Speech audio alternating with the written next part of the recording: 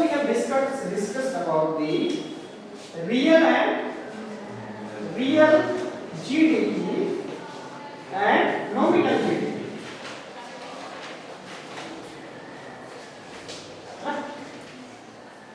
वास्तविक जीडीपी और नाम मात्र जीडीपी क्या होता है समझे? क्लियर है? रियल में क्या होता है? रियल जीडीपी में क्या होता है कि रियल जीडीपी में इन्फ्लेशन का जो प्रभाव होता है, वस्तु की कीमत में जो वृद्धि होती है, उस प्रभाव को, उस कीमत को हम माइनस कर देते हैं। अच्छा, बेस ईयर आधार वर्ष का नाम सुने? बेस ईयर 2011-12 लिया जाता है, सुने आपने? देखोगे हम बेस ईयर का जो कंसेप्ट है वह इसीलिए है ना 2011-12 आप देखोगे कहीं भी आधार वर्ष 2011-12 ही लेते हैं। अभी इसको चेंज करने का बात किया जा रहा है 2026-27 करने का बात है ना, यदि न्यूज़ में है, लेकिन अभी तक चेंज नहीं हुआ। तो बेस ईयर क्या होता है? देखोगे 2011-12 में भारत की जो अर्थव्यवस्था में कितनी वस्तु तथा सेवाएं उत्पादित हो रही थी उसके साथ तुलना करना है ना। उस समय कीमत क्या था, है ना, उस समय प्राइसेस क्या था, उस समय कितने वस्तु उत्पादन हो रही थी, इसके साथ हमको कंपेयर करना है 2025-26, है ना।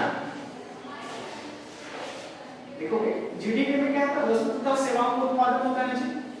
तो 2011-12 और 2025 और 26 को यदि हम तुलना करते हैं कि कंपेयर बोथ, है ना, तो हमको इसके बेसिस पे हमको प्राइसेस है, कीमत है, उसका निर्धारण करना होगा। समझ में आ रहा है ना? देखो जब हम अगर यदि चेंज करना चाहेंगे तो इसको बेस ईयर मान के चेंज किया जा सकता है, लेकिन दोनों के बीच में इफेक्ट ऑफ इन्फ्लेशन, इन्फ्लेशन क्या होता है?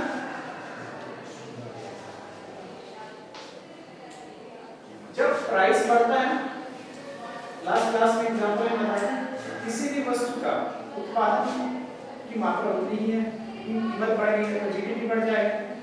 लेकिन उस बढ़ी हुई, है ना, जीडीपी को यदि हम इन्फ्लेशन, जो बढ़ा हुआ कीमत का जो प्रभाव है, इसको माइनस कर देंगे तो रियल कहलाएगा, तो यह रियल कहलाएगा, है ना। यदि यार आपने सुना होगा कि अभी भारत है जीडीपी के दृष्टिकोण से तीसरी सबसे बड़ी अर्थव्यवस्था बन गई, है ना, चौथी, किसकी?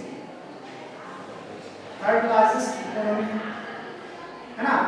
लेकिन यह रियल जीडीपी के बेसिस पे है कि नॉमिनल जीडीपी के बेसिस पे?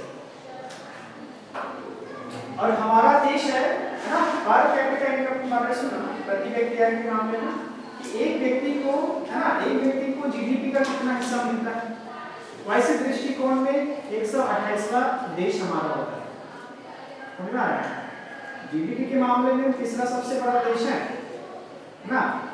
यदि पर कैपिटा इनकम कैसे निकालते हैं? देश की कुल जीडीपी को टोटल पॉपुलेशन से डिवाइड कर देते हैं, तो एक व्यक्ति का जीडीपी में कितना हिस्सा आता है? उस मामले में हमारा देश है 128वां।